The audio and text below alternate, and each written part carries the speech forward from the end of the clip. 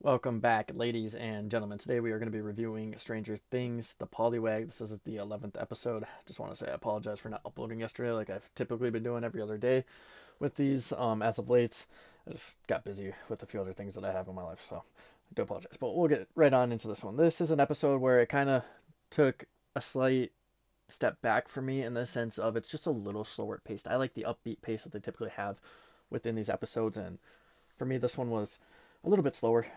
It was definitely doing a good job of at least telling some story here within this episode. It was just not one of those like upbeat type of episodes. In this one, we see 11 trying to make an argument to go out.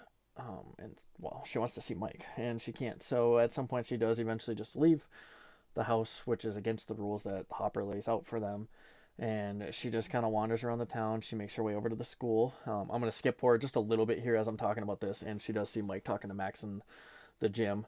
Um, Not something she was very happy about, and she basically stops Max from skateboarding there for a brief second, and then Mike kind of realizes that and has this feeling that he's always had that she is still around.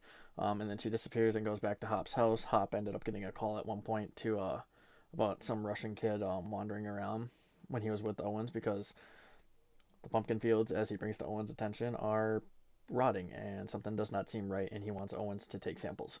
Aside from that, if we backtrack just a little bit, we have Nancy and Steve talking about like their little fight at the party.